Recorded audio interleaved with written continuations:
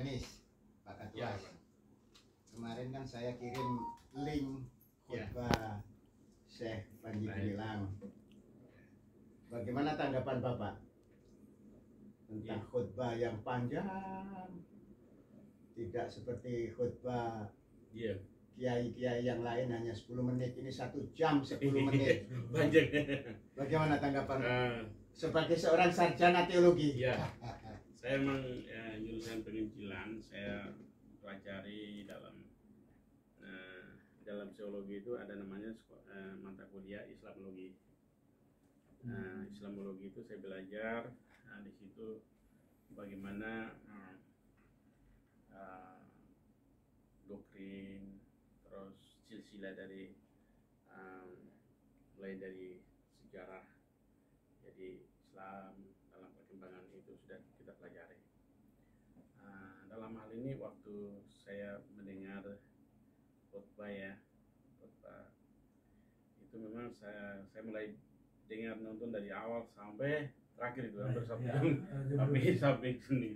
Tapi asik gitu lah Pak. Pertama sekali saya melihat itu posisi gedung dulu. Saya lihat mimbar juga posisinya nggak terlalu yang pernah saya lihat di mana masjid atau di mana orang kiai-kiai yang khutbah itu sangat beda sekali karena dia berdiri di mimbar. Terus semua umatnya duduknya posisinya itu nggak seperti yang biasa.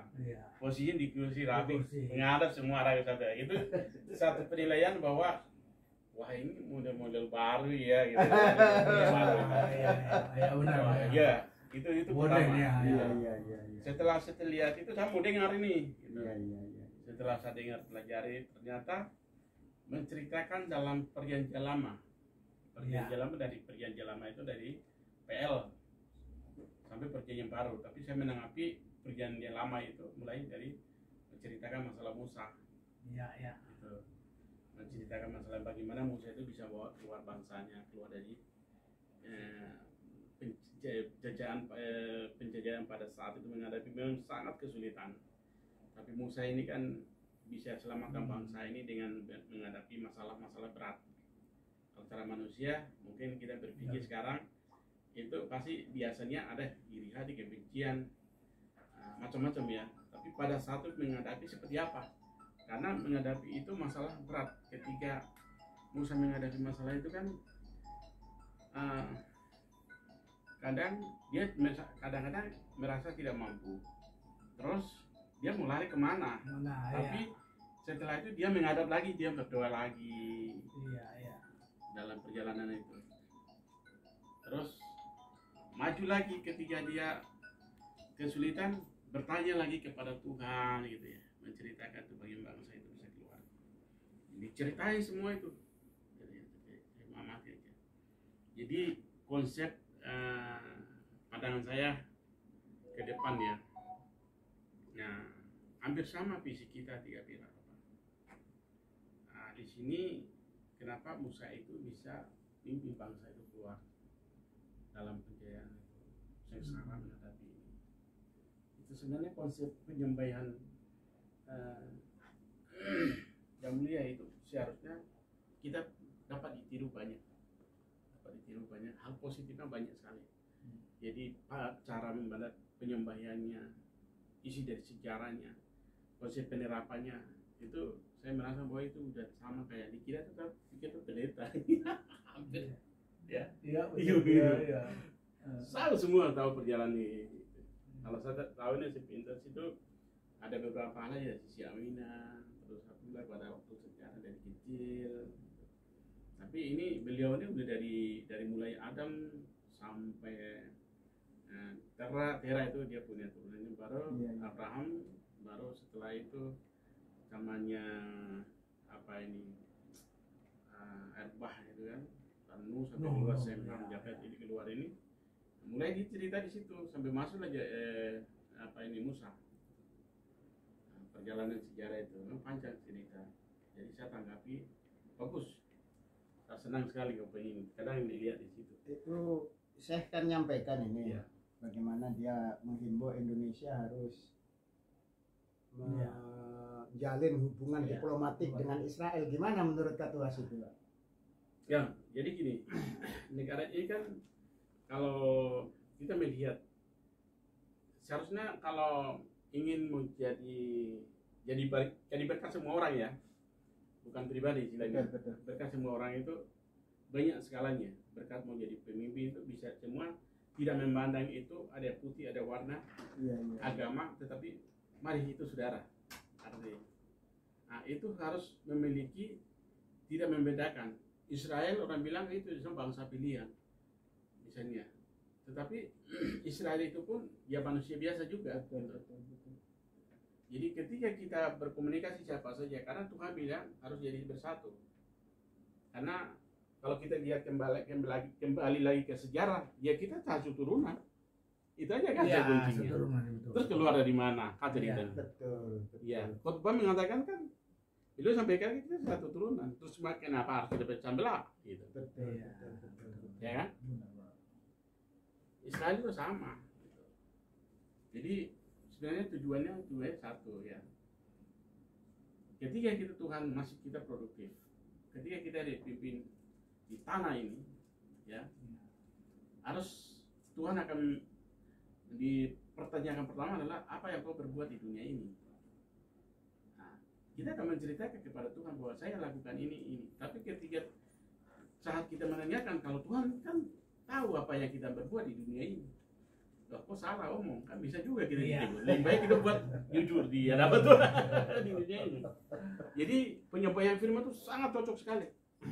Itu yang betul. Gitu. Tapi kita bukan memperkecilkan untuk penyembahan, terus aturan liturgi, doktrin, bukan. Tetapi agama itu dijadikan sebagai pedoman untuk bersatu.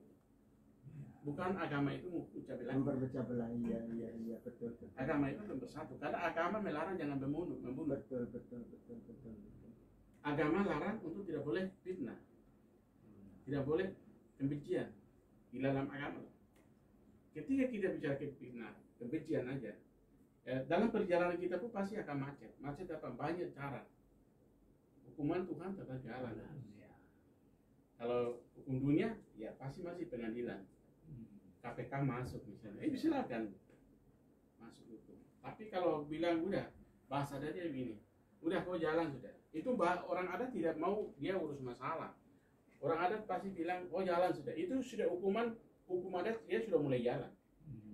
Ketika kita disegel sakit, kecelakaan, keluarga kita berantakan, hidup kita sengsara, itu banyak sekali hukuman itu. Hal-hal ini kita harus menghindari. Jadi penyampaian firman yang itu benar-benar dari ujung ke ujung, itu benar-benar tentuan itu.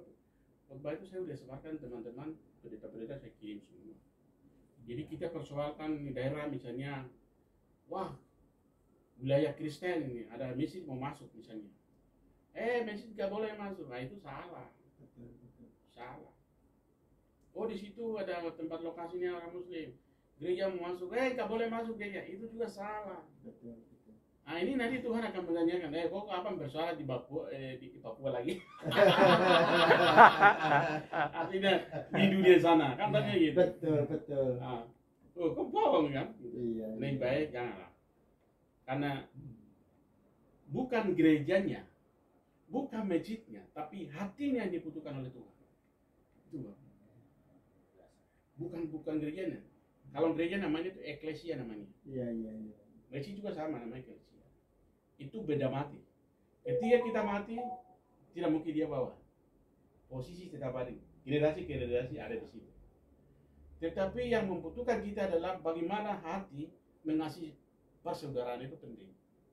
Kalau ini putus, maka kita sia-sia untuk hidup di dunia ini. Kira-kira seperti itu. Oke. Pak Sitorus bagaimana Pak Sitorus? Oke. Kalau saya mendengar khotbah itu, yang paling saya salut karena dia tidak menceritakan perbedaan. Jadi diawali dari sejarah Israel dengan Arab itu, mulai diceritakan sampai dia terakhir saya dengar, intinya bagaimana kita menyatukan pikiran dalam hidup di dunia ini. Dan tidak ada saya lihat sepatah kata pun yang melontarkan bahwa ini Kristen harus begini, ini Islam harus begini.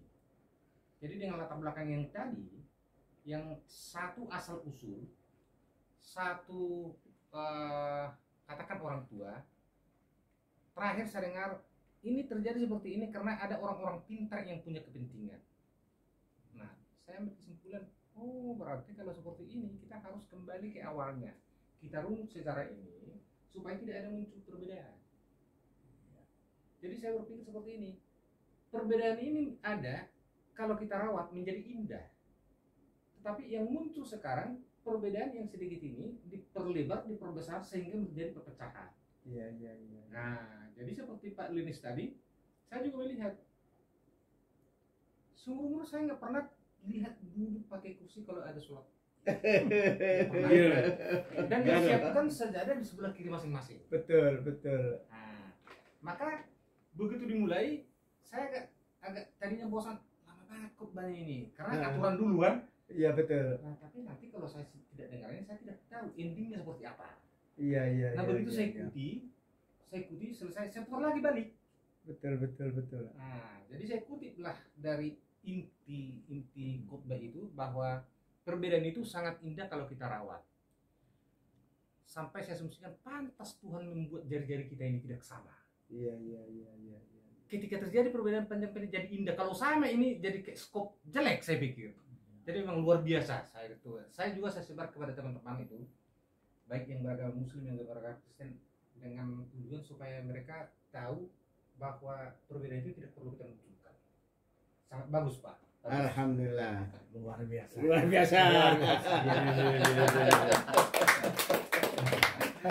Oke, Pak.